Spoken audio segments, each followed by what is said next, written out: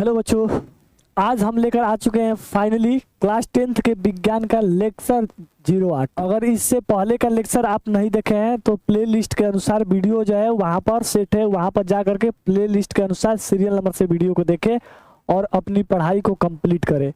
तो चलिए आज का टॉपिक में हम लोग क्या पढ़ेंगे। आज के टॉपिक में हम पढ़ेंगे कि गोलीय दर्पण का उपयोग पढ़ेंगे। यानी गोलीय दर्पण के उपयोग, गोलीय दर्पण दो प्रकार के होते थे, अवतल दर्पण और उत्तल दर्पण। तो अवतल और उत्तल दर्पण में दोनों का हम पढ़ेंगे उपयोग। तो चलिए हम लोग आगे बढ़ते हैं और समझते हैं। तो मैं बता दूं कि आपको हम एक होमवर्क दिए थे, होमवर्क, ये हमारा होमवर्क था। होमवर्क देखते हैं पहले, उसके बाद हम शुरू करते हैं। तो होमवर्क देखते हैं हमारा क्या है। तो क्वेश्चन हमारा क्या कर रहा है, तो सबसे पहले देखेंगे यहाँ पर लिखेंगे ए और यहाँ पर आर मतलब रीजन लिखेंगे, देखेंगे कथन को देखेंगे और कारण को देखेंगे। ठीक है, तो अब देखते हैं यहाँ पर कह रहा है कि अवतल दर्पण में वस्तु को वक्रता केंद्र से दूर ले जाने पर छवि छोटी हो जाती है। मतलब ये हमारे पास एक अवतल दर्पण है, ये हमारे पास क्या है, एक अवतल दर्पण। तो अवतल दर्पण में हमारा ये होता है फोकस, ये हमारा होता है वक्रता केंद्र। कह रहा है कि अवतल दर्पण में वस्तु को वक्रता केंद्र से दूर ले जाने पर, ये वक्रता केंद्र है, यहाँ से अगर वस्तु को इधर ले जाए, अनंत पर ले जाए, तो कह रहा है उसका छवि छोटा हो जाता है, छवि छोटा हो जाता है। तब बात करें इधर दूर ले जाएंगे तो अनंत पर ले जाएंगे तो पहले तो बिंदुवत बनता है। क्लियर है, अनंत और सी के, अनंत और वक्रता केंद्र के बीच में रखते हैं तो उसका प्रतिबिंब कहाँ बनता है, सी और एफ के बीच में बनता है, मतलब छोटा होता है। तो यहाँ पर कंडीशन हम देखें तो अनंत पर रहा है वस्तु तो बिंदु तो छोटा ही हो गया छवि, और अनंत और वक्रता केंद्र के बीच में तभी छोटा है। इसका मतलब वक्रता केंद्र से अगर दूर इधर जा रहे हैं तो छोटा होता जा रहा है, यहाँ पर छोटा है, यहाँ पर अनंत पर जा रहा है तो और छोटा हो जा रहा है। तो ये बात हमारी क्या है, सही है। ये हमारा बात क्या है, पहला जो बात कथन जो कहा गया है वो कथन क्या है, सही है। अगला रीजन में कहा गया है कि छवि हमेशा फोकस और वक्रता केंद्र के बीच बनता है। तो बताइए फोकस और वक्रता केंद्र के बीच हमेशा छवि बनता है, ये बात गलत है। तो ये हमारा क्या हो गया, ये हमारा कथन के अनुसार देखा जाए तो रीजन हमारा गलत है। तो चलिए समझते हैं। कह रहा है कि ए और आर दोनों सही है, नहीं ये ऑप्शन बिल्कुल गलत है। और कह रहा है बी, कहता है ए और आर दोनों सही है, नहीं ये बात भी गलत है। कह रहा है कि ए सही है बी गलत है, ए सही है आर गलत है, ए सही है आर गलत है, राइट ये बात सही है, ऑप्शन नंबर सी करेक्ट होगा। आगे पढ़ते हैं। कहता है ए और आर दोनों गलत है, नहीं, तो हमारा ऑप्शन कौन सा करेक्ट होगा, ऑप्शन सी करेक्ट है हमारा। क्लियर है। अब हेडिंग लगाएंगे हम लोग गोलीय दर्पण के उपयोग। अब देखिए गोलीय दर्पण का उपयोग में हम सबसे पहले पढ़ेंगे अवतल दर्पण का उपयोग। अवतल दर्पण का उपयोग कहाँ पर किया जाता है, तो बात करें तो अवतल दर्पण का उपयोग, मुख्य उपयोग है इसका अवतल दर्पण का उपयोग। इनका उपयोग हम लोग दाढ़ी बनाने में करते हैं या मेकअप करने में, है ना।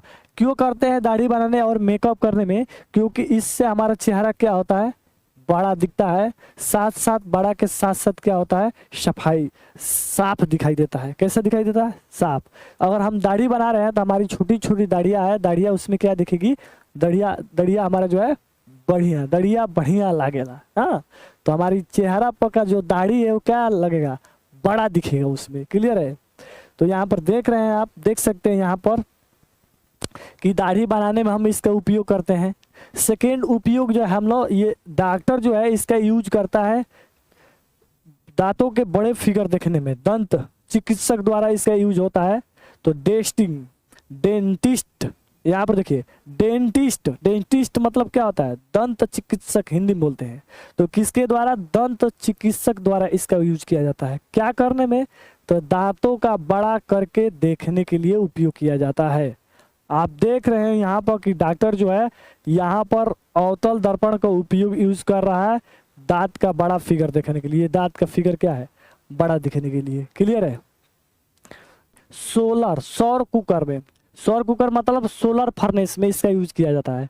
किस लिए इसका यूज किया जाता है सोलर कुकर में? तो सूर्य की जो किरणें होती है उनको एक बिंदु पर केंद्रित करते हैं।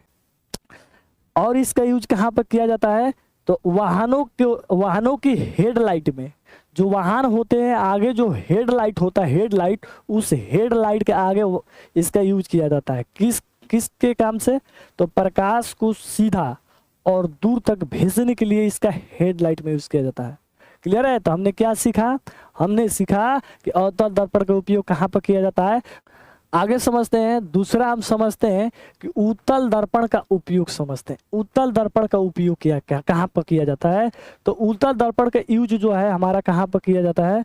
तो उत्तल दर्पण का उपयोग जो है हमारा, देखो, वाहनों के साइड मिरर में, साइड मिरर जो वाहन आते हैं, गाड़ी आती है, उसके बगल में जो लगता है फिगर, पश्च दृश्य देखने के लिए, पीछे के फिगर को देखने के लिए उसका यूज किया जाता है।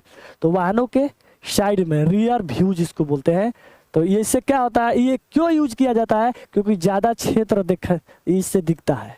क्या दिखता है? ज़्यादा क्षेत्र दिखता है।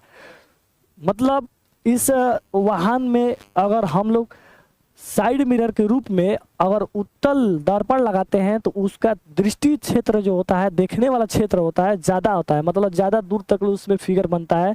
इसलिए साइड मिरर के रूप में इनका यूज किया जाता है उत्तल दर्पण का।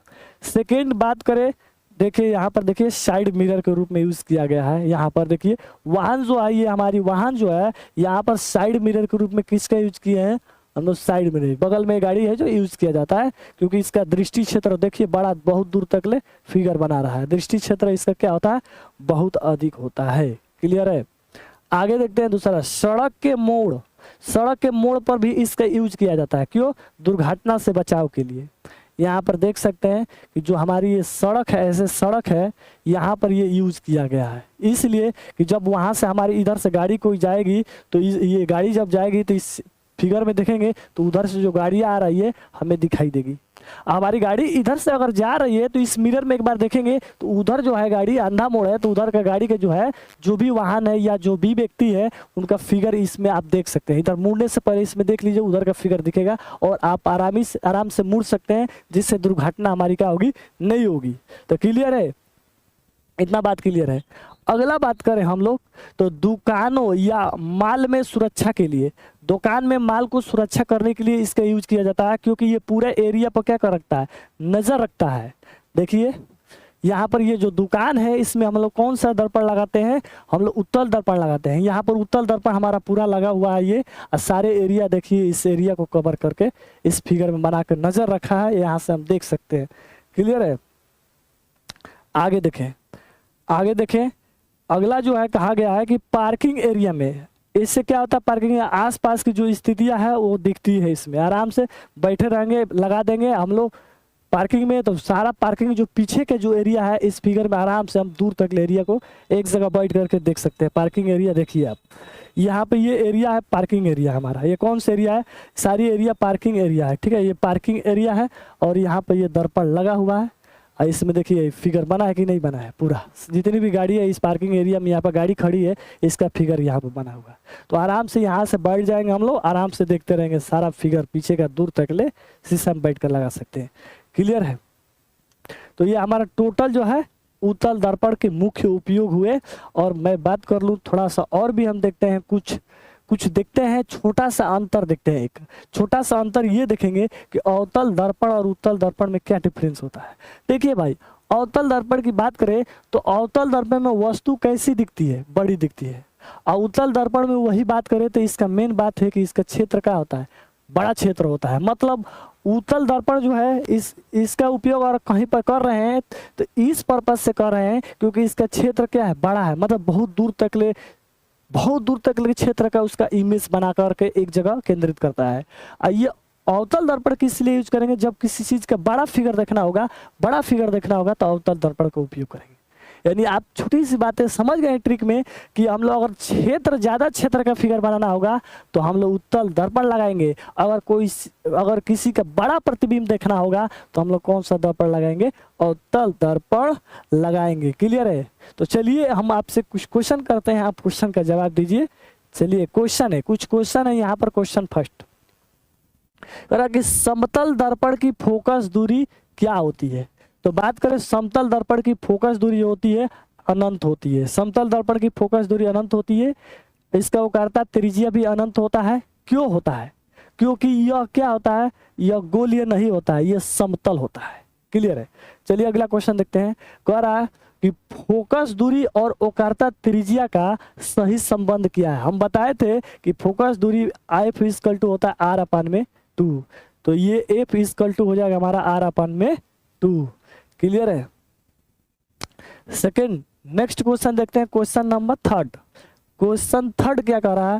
कह रहा है कि समतल दर्पण में फोकस दूरी अनंत क्यों होती है। तभी तो हम बात किए, क्योंकि यह समतल होता है। मतलब क्या नहीं होता, वक्रता नहीं होता है, मतलब ये समतल होता है सीधे। वक्रता का मतलब ये घुमा हुआ नहीं होता है, ना वृत्त होता है, ना शंकु होता है, ना दीर्घ वृत्त होता है, ये सब नहीं होता है। मतलब ये सीधा स्ट्रेट में होता है, मतलब उसी को बोलते हैं कि ये वक्रता नहीं होता है। तो इसकी फोकस दूरी क्या होगी और वक्रता त्रिज्या भी क्या होगी, इसका अनंत होगा। क्लियर है? अब आपको हम दे रहे हैं एक होमवर्क में, आपसे क्वेश्चन पूछ रहे हैं, आप इसका जवाब देंगे। देखिए होमवर्क में क्वेश्चन हमारा यही है कि एक ऐसे दर्पण का नाम बताइए जो किसी वस्तु का सीधा और कैसा आवर्धित, आवर्धित का मतलब होता है बड़ा प्रतिबिंब बनाता है। अभी पीछे हम देखे थे दो डिफरेंस, अभी अंतर पीछे आप जाकर के देखिए, वहां पर जो अवतल उत्तल दर्पण था किस पर्पज से हम उसका यूज करते थे, उसी से रिलेटेड है। इसका जवाब आप कमेंट बॉक्स में जवाब दीजिए, जिसका रिप्लाई मैं बहुत जल्द दूंगा। तो देखते हैं कौन कौन से बच्चे जो है इस क्वेश्चन का सही सही जवाब देते हैं। तो तब तक के लिए इस वीडियो के यहीं पर सेशन को समाप्त करते हैं और मिलते हैं एक अगले वीडियो में बहुत ही अच्छे ढंग से।